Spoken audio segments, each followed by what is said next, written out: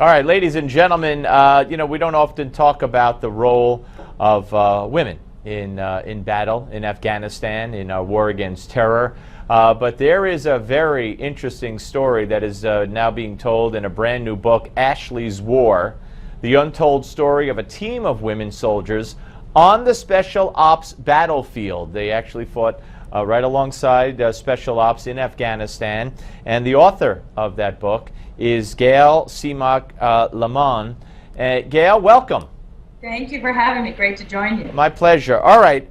This book documents these brave women, and especially it's called Ashley's War, certainly, and First Lieutenant Ashley White, who was killed.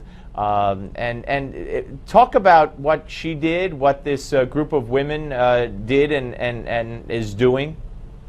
Sure. This story begins with some of the most tested leaders in special operations asking themselves, how do we win the war in Afghanistan, a war that was already into its second decade at that point, if we don't have women on the battlefield? And the reason why they needed women on the battlefield is because in a conservative, traditional country like Afghanistan, male soldiers could not speak to Afghan women.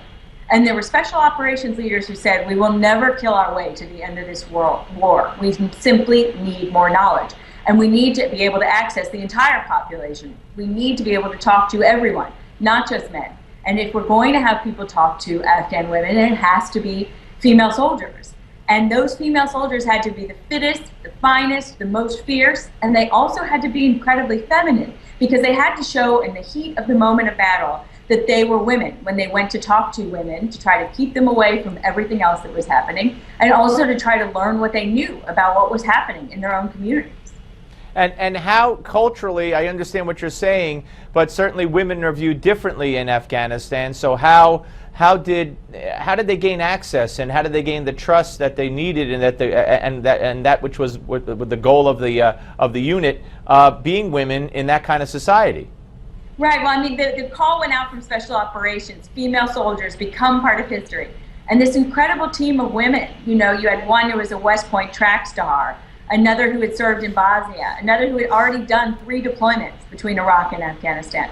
And they came together to answer this call to serve. And what they found was, going out alongside Rangers, other special operations teams on some of the most dangerous combat missions of this war, was that in an instant, a very difficult instant for Afghan women, and they're in the middle of an operation, they could connect female to female and say, look, I'm a woman. I'm here to keep you away from everything else, and you can talk to me. Right. And so one night, for example, one of the women soldiers learns from one of the Afghan women that actually, the person that they're looking for was 2 houses over. Another night, a woman tells them, look, this guy just broke into my house and threatened to blow up my whole family, this insurgent you're looking for. You have to get him out of here.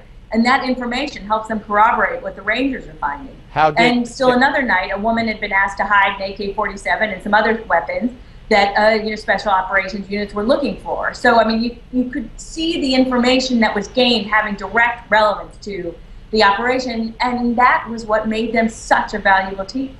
And of course, I don't want to give anything away. I want people to get the book, Ashley's War, the untold story of a team of women soldiers on the Special Ops battlefield, and hear all about the very heroic actions, of course, of all these women, but especially First Lieutenant Ashley White, who was the first cultural support team member killed in action. We thank you for joining us, Gayle. Good luck with the book.